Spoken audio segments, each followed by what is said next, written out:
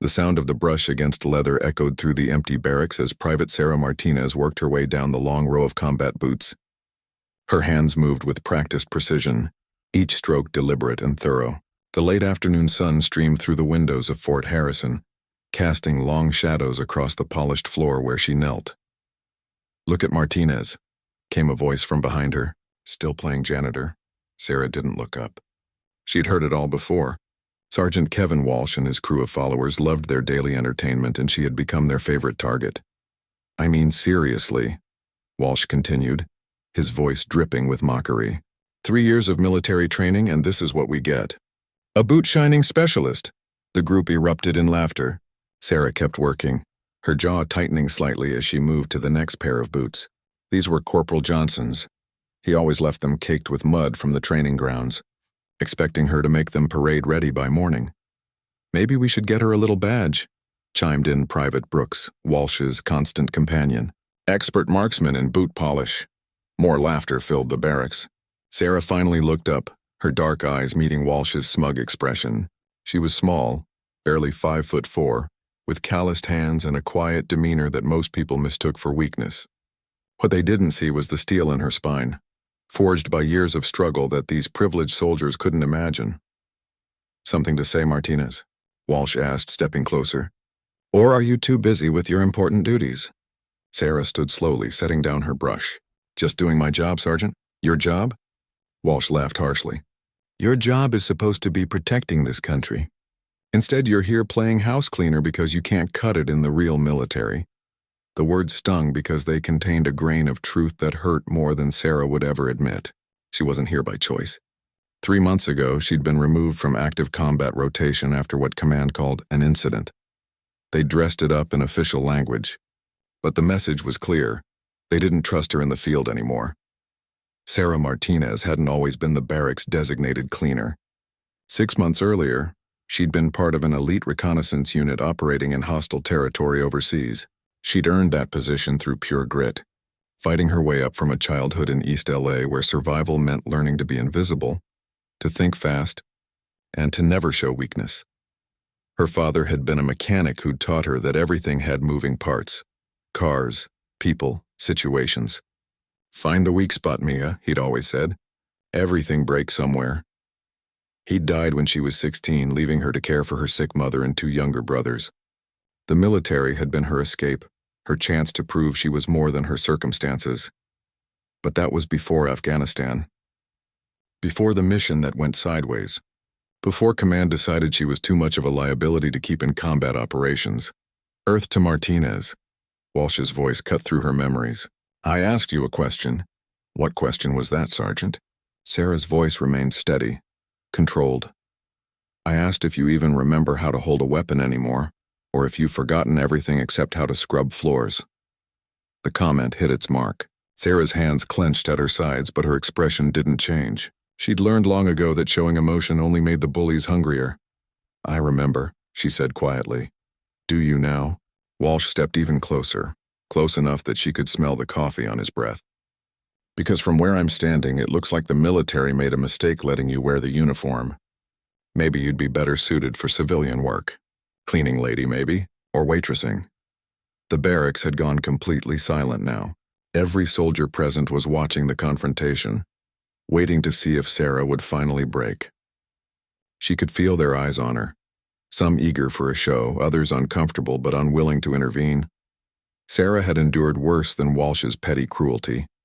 Growing up, she'd faced teachers who'd written her off, social workers who'd seen her as just another statistic, and recruiters who'd questioned whether someone her size could handle military life. She'd proven them all wrong, earning top marks in every training program, excelling in marksmanship, tactics, and field operations. But none of that mattered now. Not here, in this barracks where she spent her days cleaning and maintaining equipment while real soldiers prepared for real missions. "Nothing to say?" Walsh pressed. "Come on, Martinez. Show us some of that famous warrior spirit we keep hearing about." What Walsh didn't know, what none of them knew, was that Sarah's reassignment hadn't been punishment for failure. It had been punishment for success. Her last mission had gone too well, had revealed capabilities that made her commanding officers nervous. When you're trained to be invisible, to move through hostile territory undetected, and to neutralize threats with surgical precision. Some people start to wonder what else you might be capable of. The incident report buried in her classified file told a different story than the one Command shared with her new unit. It spoke of a mission where Sarah had infiltrated an enemy compound alone, gathered critical intelligence, and eliminated 3 hostile operatives without raising alarm. The problem wasn't that she'd failed. It was that she'd succeeded too completely, too quietly, in ways that made her superiors question whether they fully understood what they'd trained her to do. "I'm waiting," Walsh said, his voice now carrying an edge of genuine irritation at her silence. Sarah picked up her brush and knelt back down beside the boots. "Like I said, Sergeant, just doing my job." Walsh's face flushed red. He'd wanted a reaction, a confrontation he could use to justify his treatment of her. Her calm refusal to engage only made him angrier. "Your job," he spat, "is whatever I say it is, and right now I'm thinking those boots aren't clean enough. Start over." Sarah looked down at the boots she'd just finished. They gleamed like black mirrors, not a speck of dust or dirt visible. Starting over would mean another 2 hours of work, making her late for her evening training session. The training she did alone after hours to maintain the skills that Command seemed so eager to forget she possessed. "Yes, Sergeant," she said. Walsh smiled, satisfied with his petty victory. "That's what I thought. Brooks, make sure she does them right this time. I want to be able to see my reflection." As Walsh and his group moved away, their laughter echoing through the barracks, Sarah began working on the boots again. But her mind wasn't on the task. Instead, she was thinking about the unusual activity she'd noticed around the base lately. The new faces in civilian clothes, the hushed conversations that stopped when she walked by, the way her clearance had been quietly restricted from certain areas. Something was happening at Fort Harrison. Something big enough that Command was being extra careful about who had access to what information, and while everyone else was focused on treating her like the barracks janitor, Sarah was doing what she'd always done best, watching, listening, and gathering intelligence. The leather squeaked under her brush as she worked, but her ears were tuned to every conversation, every footstep, every anomaly in the base's normal rhythm. Her father had been right about everything having moving parts, and right now, all the parts at Fort Harrison were moving in directions that didn't quite add up. As the sun set outside the barracks windows, Sarah Martinez continued polishing boots with mechanical precision, but behind her quiet eyes, the mind of a trained operative was analyzing patterns, cataloging details, and preparing for whatever was coming. She had no idea that in less than 48 hours, those same soldiers who mocked her dedication to seemingly trivial tasks would be depending on her skills to save their lives. But the enemy was already watching, and they had no idea what they were about to face. That night, while the rest of the barracks slept, Sarah Martinez moved through the shadows of Fort Harrison like a ghost. Her feet made no sound on the concrete pathways as she made her way to the training facility. The security cameras tracked their usual patterns, and she knew exactly when to move to avoid their sweeping arcs. This was her real routine. The one nobody talked about, the one that didn't appear on any duty roster. Every night at 200 hours, when the base settled into its quietest period, Sarah practiced the skills that Command wanted everyone to forget she possessed. The training facility was locked, but locks had never been much of a barrier for someone with Sarah's background. She had learned to pick them as a teenager in LA, but the military had refined that skill into something far more sophisticated. The door clicked open in under 30 seconds. Inside, she moved through a regimen that would have impressed even her old reconnaissance instructors. Silent movement drills, weapon disassembly and reassembly in complete darkness, hand-to-hand combat forms that flowed like deadly poetry. This was who Sarah Martinez really was. Not the quiet woman polishing boots, but a precision instrument trained to operate in the spaces between shadows. Her phone buzzed softly. A text from her younger brother Miguel back in LA. Saw the news about the base. "You okay?" Sarah frowned. "What news?" She quickly opened her browser and searched for Fort Harrison. The results made her blood run cold. "Security concerns at military installations," read the headline. The article was vague, speaking in careful language about elevated threat levels and enhanced protective measures at several bases across the Southwest. Fort Harrison was mentioned specifically as implementing additional screening protocols, but that wasn't what worried her.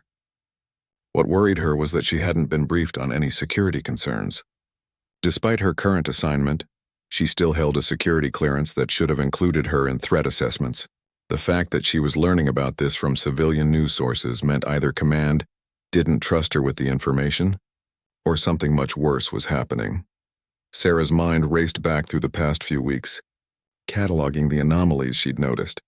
The civilian contractors who'd arrived without fanfare, the way certain areas of the base had been quietly restricted, the new faces in the mess hall who didn't quite fit the pattern of typical personnel rotations. Her phone buzzed again. This time it wasn't Miguel. Package arriving tomorrow. Make sure you're ready.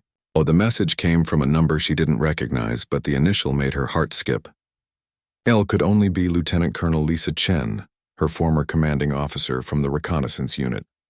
The woman who'd fought to keep Sarah on active duty after Afghanistan, who'd been overruled by higher command. Sarah deleted the message immediately, her training kicking in automatically. If Chen was reaching out through unofficial channels, it meant the situation was worse than the news report suggested. The next morning brought an unusually tense atmosphere to the barracks.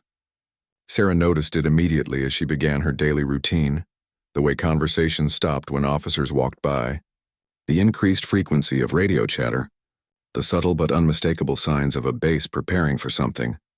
Walsh and his crew were in particularly cruel spirits. "Look alive.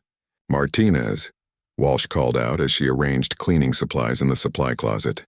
"Word is we might actually see some action soon. Real soldier work. You know, the kind you're not qualified for anymore." Sarah continued organizing supplies, but her ears were focused on every word. Walsh often knew more than he should about base operations. His father was a retired colonel with connections throughout the military hierarchy. "What kind of action?" Brooks asked, clearly fishing for information.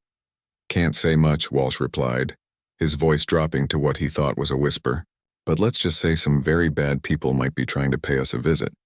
Good thing we've got real soldiers here to handle it." His eyes fixed on Sarah with obvious malice.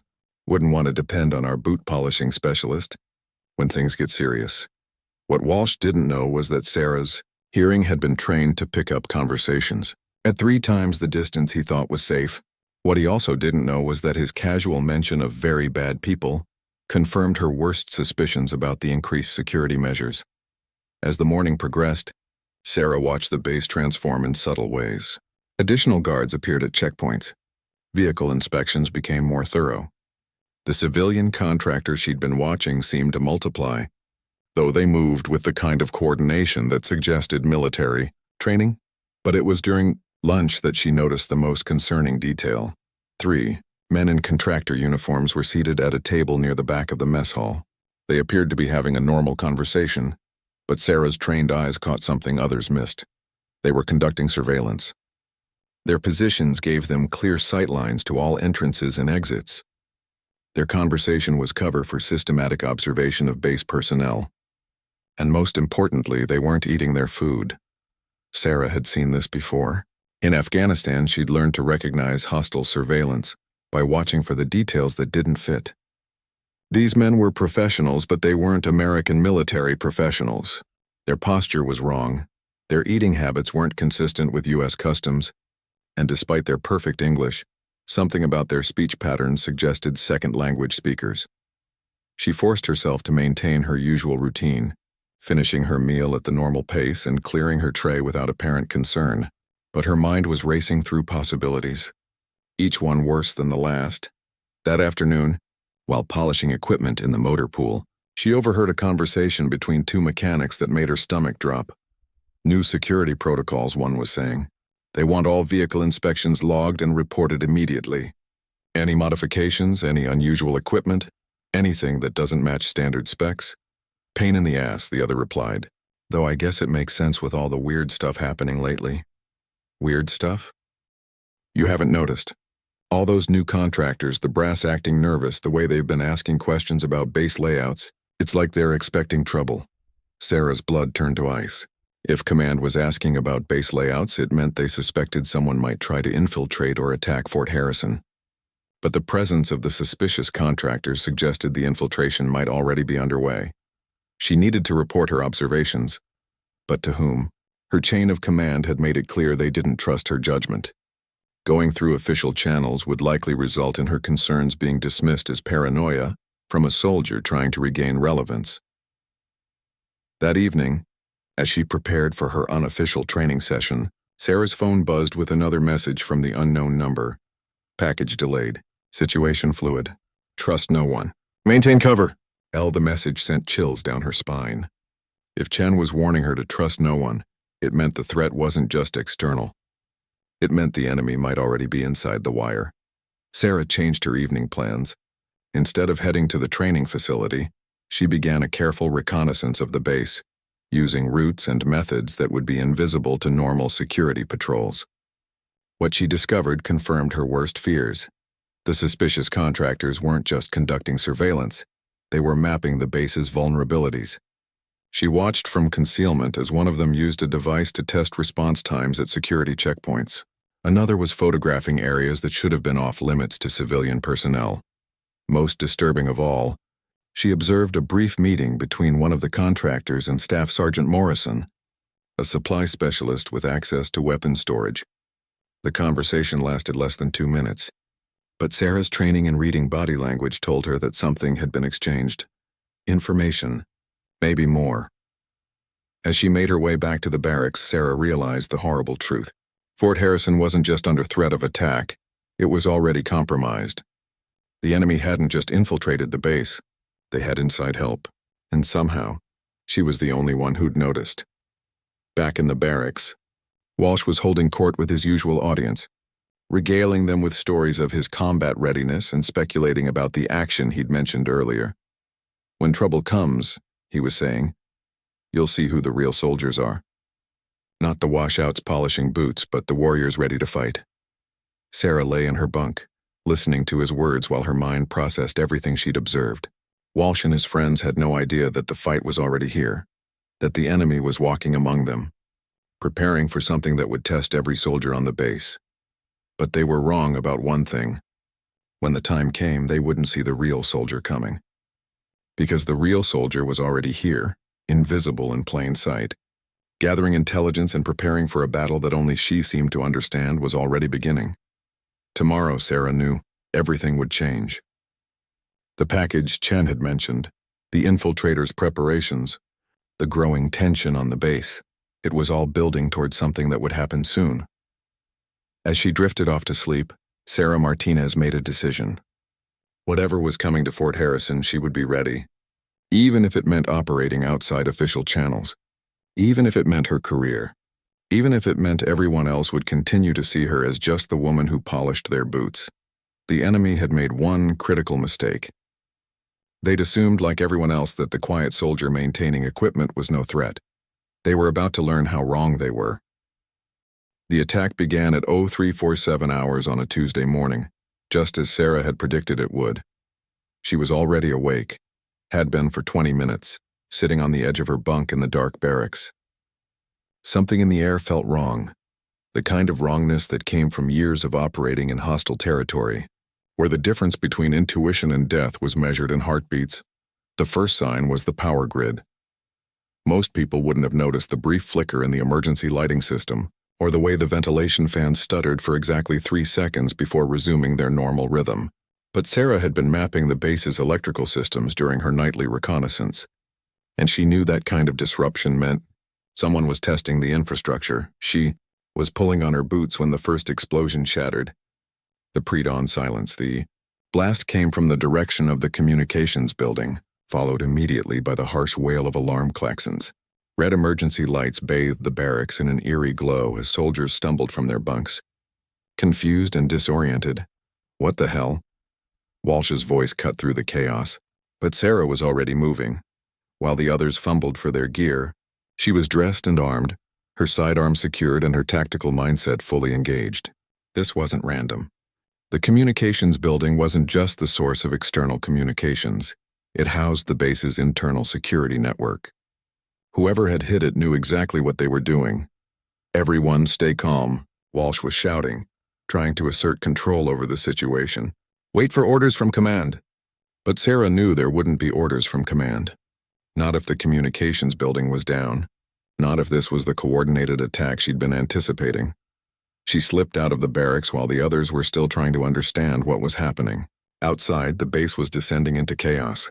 Soldiers were running in different directions, some toward their assigned emergency positions, others simply running toward whatever seemed safest. Sarah moved against the flow of panicked personnel, her training taking over completely. She had to reach the armory before the attackers did. If her assessment was correct, the communications building was just the first target. Next would come the motor pool to prevent vehicle response, then the armory to control the weapons supply. But as she rounded the corner toward the weapons storage facility, she saw she was too late. The 3 contractors she'd been watching were already there, no longer bothering to maintain their cover. They moved with military precision, but not American military precision. Their tactics were different, more aggressive, designed for rapid assault rather than defensive positioning. One of them was placing charges on the armory door while the other 2 provided security. In the chaos of the alarm and the darkness, no one else had noticed them yet. Sarah had 2 choices. Try to find someone in authority who would believe her and risk losing precious time, or act on her own authority and risk everything. She chose action. Moving through the shadows like the reconnaissance specialist she'd been trained to be, Sarah approached the armory from an angle the attackers hadn't anticipated. Her father's voice echoed in her memory. "Find the weak spot, Mija. Everything breaks somewhere." The weak spot was their confidence. They expected confused, disorganized resistance from soldiers who didn't understand what was happening. They weren't expecting a trained operative who had been watching them for days. Sarah's first shot took down the man placing the charges, a clean hit that dropped him silently before his partners realized they were under attack. The second attacker spun toward her position, but she was already moving, using cover and concealment like a master craftsman uses tools. "Contact! Contact!" the remaining attacker shouted into his radio, but Sarah's third shot ended the transmission permanently. She secured their weapons and radio equipment, her hands moving with practiced efficiency, even as her mind processed the intelligence value of what she'd captured. The radio chatter she heard confirmed her worst fears. This wasn't a small infiltration team.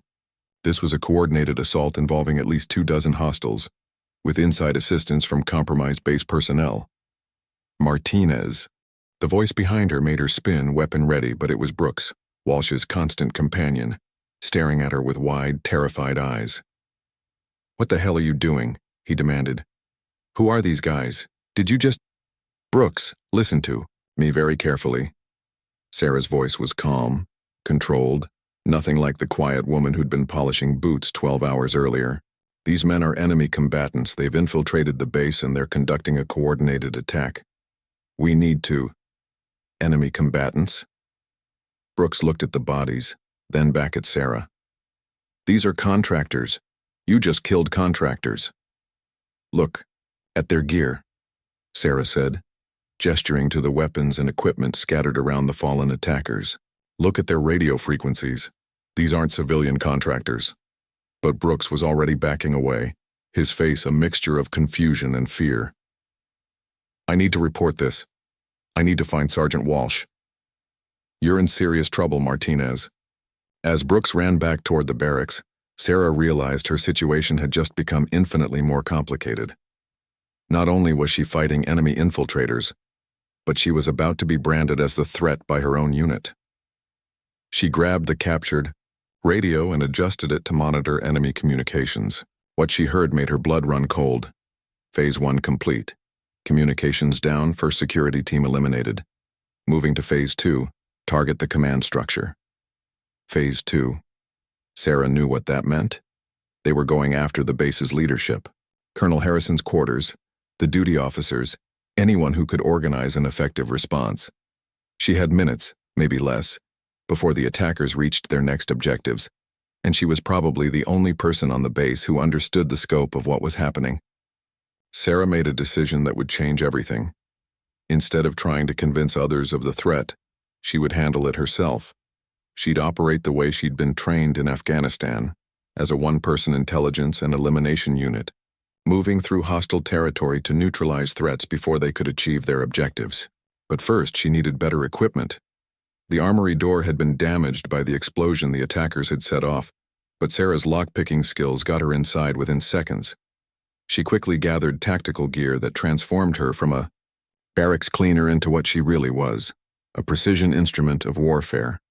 Night vision goggles, tactical vest, additional ammunition, and most importantly, her preferred weapon, an M4 carbine configured exactly the way she'd carried it in Afghanistan. As she checked the weapon's action, muscle memory took over completely. This was who Sarah Martinez really was. Moving through the base now felt like coming home. Every shadow was an ally. Every sound told her a story. Every movement was calculated for maximum effect with minimum exposure. She was no longer the woman who polished boots. She was the ghost who had operated behind enemy lines, the soldier whose classified file contained achievements that most people would never believe. The enemy's radio chatter guided her movements like a roadmap. They were confident, communicating freely because they believed they controlled the situation. That confidence would be their downfall. Sarah intercepted the first assassination team before they reached Colonel Harrison's quarters. 3 more hostiles eliminated with surgical precision, their bodies arranged to look like they'd been caught in crossfire. The attackers would think other base defenders had gotten lucky. The second team was heading for the motor pool, just as she'd predicted. Sarah reached the facility ahead of them and prepared an ambush that would have made her reconnaissance instructors proud. When the attackers arrived, they walked into a killing zone that left no survivors and no witnesses. But as she monitored the radio chatter, Sarah realized the true scope of the operation. This wasn't just an attack on Fort Harrison. It was a systematic assault designed to capture classified materials related to new weapon systems being developed at the base. Materials that, in the wrong hands, could compromise national security for decades. The attackers' final objective was the classified research facility in the base's secure sector, and they had inside help to get them there. As Sarah moved toward the secure sector, she heard familiar voices on her captured radio. "Package is secure," came a voice she recognized. Staff Sergeant Morrison, the supply specialist she'd seen meeting with the contractors. "Bringing it to the extraction point now." "Copy that. Cleanup teams are almost finished. Prepare for exfiltration." Sarah's heart pounded as she realized what was happening. Morrison wasn't just providing inside assistance. He was stealing classified materials and preparing to escape with the attackers. The package they were talking about could contain weapon specifications, troop movements, or intelligence that would cost American lives. As she approached the secure sector, Sarah saw the full scope of the betrayal. Morrison was there with 2 more attackers, loading equipment onto a truck while the base burned around them. They thought they'd succeeded. They thought no one was left to stop them. But they hadn't counted on the woman everyone dismissed as a boot-polishing specialist. Sarah Martinez took a deep breath, checked her equipment one final time, and prepared to engage in the fight that would define not just her career, but her life. The enemy had infiltrated Fort Harrison, compromised its security, and stolen its secrets. But their nightmare was just beginning, because the ghost of Afghanistan was about to remind them why she'd been removed from active duty, not for failing, but for being too effective at making enemies disappear. Sarah Martinez became death incarnate in the pre-dawn darkness of Fort Harrison. Moving through the secure sector like a shadow given lethal purpose, she closed the distance to Morrison and his collaborators with the patience of a predator who had already decided the outcome. Every step was calculated, every breath controlled, every movement a testament to training that had been forged in the unforgiving crucible of Afghanistan. Through her night vision goggles, she could see Morrison loading the final case into the truck, a reinforced container that could only hold the kind of classified materials that enemies would kill for. The 2 attackers with him were providing security, but their positioning revealed a fatal flaw. They were watching for threats from the direction of the base's chaos, not from the shadows where nightmares lived. Sarah's first shot came from a position Morrison's team never saw coming. The hostile on the left dropped without a sound, his weapon clattering uselessly to the ground. The second attacker spun toward the muzzle flash, but Sarah was already moving, flowing through the darkness like water through a broken dam. Her second shot took him down before he could raise his weapon. Morrison dove behind the truck, his voice cracking as he shouted into his radio. Extraction. We need immediate extraction. Someone's picking us off. But Sarah was already inside his defensive perimeter, using techniques that existed in classified manuals most soldiers never saw. She moved like liquid death, every action precise, every decision instant. Morrison? Her voice cut through the darkness, calm and controlled. Step away from the truck. Martinez? Morrison's voice carried disbelief and growing terror. What are you doing here? How did you? I said step away from the truck. Morrison emerged from behind the vehicle, his hands raised but his eyes calculating. He was still armed, still dangerous, still looking for an angle that would let him escape with his stolen secrets. You don't understand, he said, trying to keep his voice steady. This isn't what it looks like. These materials are classified United States military property that you're stealing for hostile foreign agents, Sarah finished. I understand perfectly. No, you don't. Morrison's composure cracked. You're just a washed-up reconnaissance grunt who couldn't handle the pressure. You have no idea what's really going on here. Sarah stepped into the light and Morrison saw her for the first time as she really was. Gone was the quiet woman who'd polished his boots. In her place stood a figure from military legend. Tactical gear perfectly arranged. Weapon held with the casual competence of someone who'd used it to survive in places where survival wasn't guaranteed. What's really going on, Sarah said, is that you've committed treason. You've compromised base security, stolen classified materials, and collaborated with enemy agents in an attack that's killed American soldiers. You can't prove any of that, Morrison said, but his voice betrayed his desperation. Sarah gestured to the bodies around them, to the truck loaded with stolen materials, to the radio equipment scattered on the ground. I think the evidence speaks for itself. That's when Morrison made his final mistake. He went for his sidearm, betting that Sarah's reputation as a washed-up soldier would give him the split-second advantage he needed. He was wrong. Sarah's shot took him down before his weapon cleared its holster. Clean, precise, final. As Morrison fell, Sarah heard the sound of approaching vehicles. Multiple engines moving fast, converging on her position. For a moment, she wondered if more enemy reinforcements were arriving. Then she recognized the distinctive sound of military Humvees and felt a surge of relief. But the relief was short-lived. As the vehicles surrounded her position, she realized her situation had just become extremely complicated. To anyone arriving on scene, she would look like the aggressor, standing over multiple bodies holding a smoking weapon, surrounded by evidence of a firefight. The first soldier out of the lead vehicle was Sergeant Walsh. His weapon trained on her. "Drop your weapon," he shouted. "Drop it now." Behind him came a dozen more soldiers, all with weapons raised, all seeing what looked like a rogue operative who'd just massacred American personnel. "Walsh, listen to me," Sarah said, keeping her hands visible but not dropping her weapon. Morrison was working with enemy infiltrators. This truck contains stolen classified— "I said drop your weapon!" Walsh's voice cracked with stress and adrenaline. "You've lost it, Martinez." "You've completely lost it." "Check the truck," Sarah said calmly. "Check the radio frequencies on that equipment. Check Morrison's bank records. You'll find— The only thing I'm going to find is a mentally unstable soldier who couldn't handle being removed from combat duty." Walsh interrupted. "Brooks told me you attacked contractors at the armory. Now we find you here with more bodies. You're done, Martinez." That's when the voice that changed everything cut through the tension. "Stand down." Sergeant Walsh. Lieutenant Colonel Lisa Chen emerged from the darkness beyond the vehicles, her bearing unmistakably authoritative. Behind her came a team of soldiers Sarah didn't recognize. Special operations personnel whose presence meant this situation was about to be revealed for what it really was. "Ma'am," Walsh said, confusion clear in his voice. "This soldier has gone rogue. She's killed multiple personnel and—" "Those weren't our personnel, Sergeant," Chen said calmly. "They were enemy infiltrators conducting a coordinated attack on this base. Private Martinez has been operating under classified orders to identify and neutralize the threat." The words hit the assembled soldiers like a physical blow. Walsh's weapon wavered as he processed what he'd just heard. "Classified orders," he stammered. Chen stepped closer to Sarah, her expression mixing pride and concern. "Private Martinez, report." "Enemy infiltration team neutralized," Sarah said, her voice crisp and professional. "Traitor identified and eliminated. Classified material secured. Base security restored."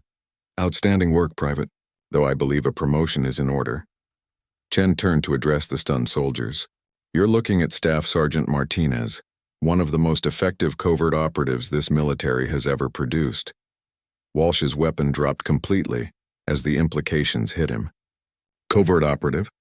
But she was. She was just polishing boots, Chen finished, maintaining equipment, staying invisible while conducting surveillance on suspected enemy agents who had infiltrated this base. Everything she's been doing for the past 3 months has been part of a classified counterintelligence operation. Sarah felt a weight lifting from her shoulders that she hadn't realized she'd been carrying. The mockery, the dismissal, the assumption that she was a failure. It had all been cover for an operation so classified that even her immediate superiors hadn't been informed. The incident in Afghanistan, Chen continued, wasn't a failure that got her removed from active duty. It was such a spectacular success that it revealed capabilities we needed to keep classified, so we transferred her here, gave her cover as a disgraced soldier and waited for the infiltrators we knew were coming. Brooks stepped forward, his face pale with understanding. The boot polishing, the cleaning duties, perfect cover, Sarah said. Nobody pays attention to the person maintaining their equipment. I could observe everything, catalog suspicious behavior, map the infiltration network, all while everyone assumed I was too incompetent to be a threat. Walsh stared at her. His earlier arrogance completely evaporated. I thought you were exactly what I needed you to think, Sarah replied. The enemy made the same mistake. They saw a failed soldier doing menial tasks, not a trained operative gathering intelligence on their operation. As the sun began to rise over Fort Harrison, Sarah looked around at the faces of her fellow soldiers. The mockery was gone, replaced by something she hadn't seen in months. Respect. Chen placed a hand on Sarah's shoulder. The mission isn't over, Staff Sergeant. We'll need you to debrief intelligence services, testify before Congress about the security breaches, and help us understand how deep this infiltration network goes. Sarah nodded, but her attention was caught by something else. In the growing light, she could see smoke rising from the communications building, emergency vehicles responding to the various attack sites, soldiers working to restore order to their base. Ma'am, she said, there's something else. This wasn't just about stealing classified materials. The timing, the coordination, the inside assistance, this was a test run. Chen's expression darkened. A test run for what? Something bigger, Sarah said, her voice carrying the weight of hard-earned knowledge. They needed to test our response capabilities, map our vulnerabilities, understand our security protocols. This base was a laboratory. The implications of what Sarah was suggesting hung in the air like a storm cloud. If Fort Harrison had been a test run, then the real attack, whatever it was still coming. But as Sarah Martinez stood in the dawn light, no longer pretending to be anything other than what she was, she felt ready for whatever came next. The woman who'd polished boots in silence was gone. In her place stood a soldier who'd reminded everyone, enemy, and ally alike, that the most dangerous weapon in any military's arsenal wasn't technology or firepower, it was the warrior nobody saw coming. Walsh approached her hesitantly, his earlier hostility replaced by something approaching awe. Staff Sergeant, I owe you an apology. Sarah looked at him for a long moment, remembering every insult, every dismissive comment, every moment he'd made her feel small and worthless. Then she smiled, not the smile of someone seeking revenge, but the smile of someone who'd found her purpose again. Just remember, Sergeant, she said, the next time you see someone doing the unglamorous work, the maintenance, the cleaning, the jobs nobody else wants, you might be looking at the person who's going to save your life. As the base around them worked to recover from the attack, Sarah Martinez began planning for the next mission. Because somewhere out there the real enemy was watching, learning, preparing for their next move. But they'd made one critical error. They'd revealed themselves to the ghost of Afghanistan. And ghosts, Sarah had learned, were very good at haunting their enemies until there was nowhere left to hide. The war was just beginning. But this time everyone would know exactly who Sarah Martinez was, and that knowledge would make all the difference.